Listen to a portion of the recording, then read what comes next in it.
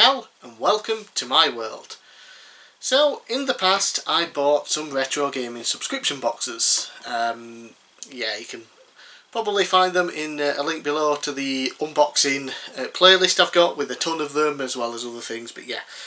And the reason that I now do my DIY gaming box videos at the end of every month is because normal gaming subscription boxes tend to suck.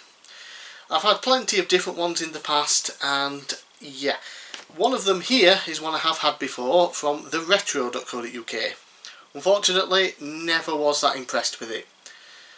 But they did send me a £10 voucher for one of them, which basically made it half price, so this only cost me £10 rather than £20. So, figured for that price, I'll get one and try it. I've already cancelled my subscription. I will not be paying £20 a month for it, even if this is the greatest box ever. Just because, in the long term, I don't think it'll be very good. Yeah. So, anyway, let's break into this and see what we get. So, the Retro allows you to pick different consoles that you own, that you want. I went for Game Boy, Game Boy Color, Game Boy Advance and Mega Drive, just to try and bulk those collections up a bit. You can choose a few different ones, and then there's some premium ones like the Dreamcast and things like that, where you pay an extra £5 on top of your subscription to add that console to it. So it can get a bit pricey depending on what systems you want. Then you choose your genres, genres. I can never pronounce that word properly, I do it differently every time. Anyway, yeah, types of games that you want. I went for platformers, shooters, adventure and RPG. So, trying to find out exactly what they sent me. Unfortunately, I wasn't able to add a list of what I already own, so they couldn't send duplicates. So I might end up with some stuff that I do already own, which will suck. So let's see. Ooh, just noticed they actually have some nice packaging on the front of the box now. I think that's a step up from what they used to have. Anyway, let's dive in, shall we? Yep, happy gaming, share your adventures. Yeah. And like so many of these things, they throw in Retro Sweet. We've got, ooh, a strawberry refresher. That may be the highlight of the box. Packaging, more packaging. Okay, don't want to look. Let's see what's there, let's just see. A note from Peter, who does the boxes, I'm guessing. Yep, thank you. Blah blah blah blah blah. Blah blah blah. Blah blah blah. Yeah, just saying thanks for ordering, giving an update on the site, whatever. Okie dokie, let's dive in with the first game. And it's a Mega Drive game. And okay, we're off to a good start, I think. We have Batman Returns. If this is the one I think about, it's the side-scrolling beat-em-up, which technically I don't think it counts as any of the genres that are put in, but I suppose it's kind of like a platformer as well, maybe? I can't remember. If it's the one I'm thinking of, anyway, it's a fun game. If it is that one, we'll see.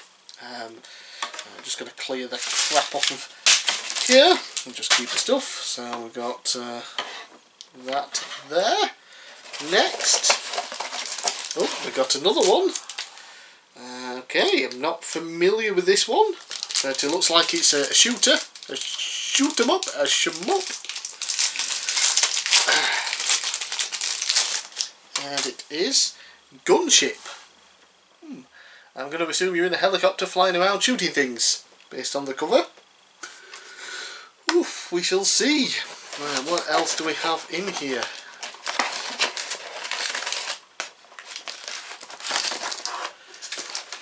Wow, not a single Game Boy, Game Boy Color or Game Boy Advance game. But it is a boxed game, and it is Shakan, which I believe I have indeed heard of, and it's one of those games where it's apparently decent, but it's kind of missing what makes it great, and I think it can be kind of very difficult.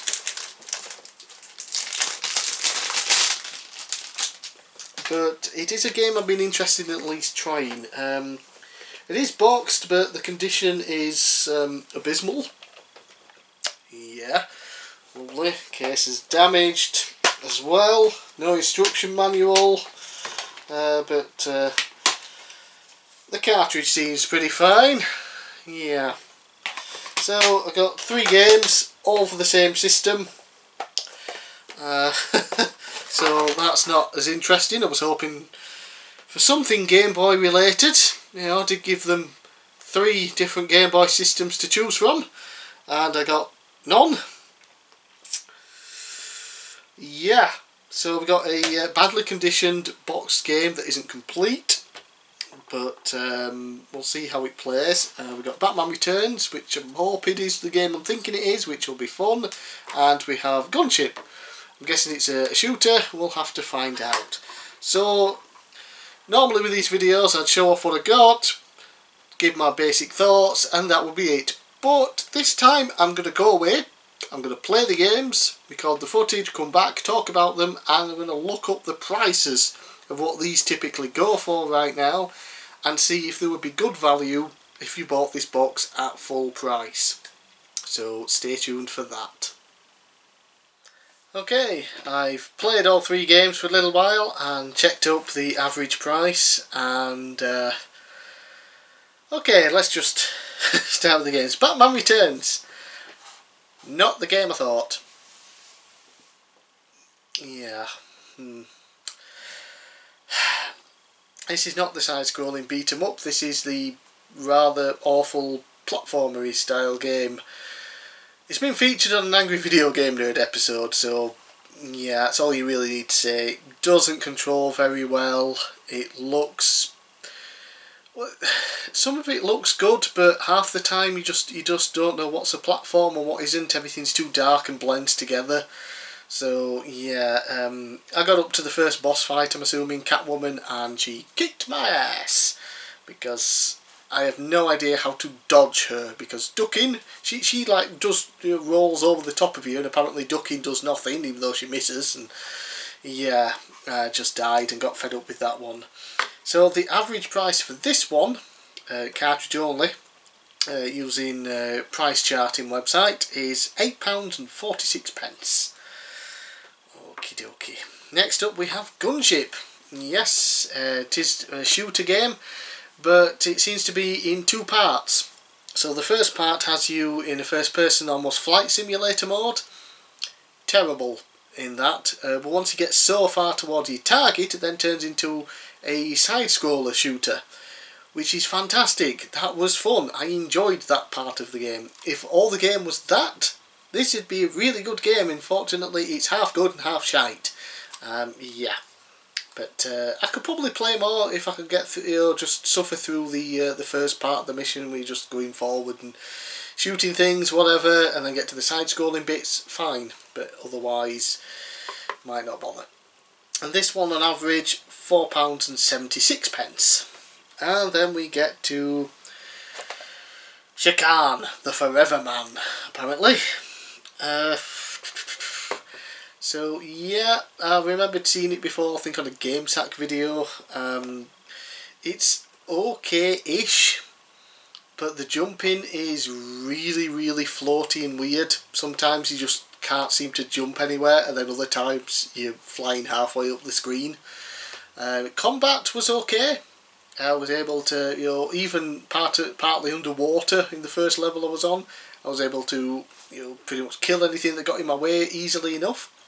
But then I just got to the end of one level where there's like a wall with snakes coming out, and I was just stuck. I couldn't jump over the wall.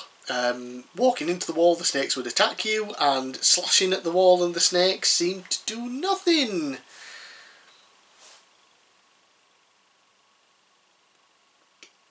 So yeah, maybe it's a game that I could get into very well. I'd probably just look up a guide and see how to get past that part at least. And yeah, it's a very average game, but it looks and seems playable from what I experienced. And this one, I had to look up 2 separate prices, the cartridge only and the box only, and I got £8.81 for that. So in total, keep in mind this box would normally cost £20. £22 and 3 pence.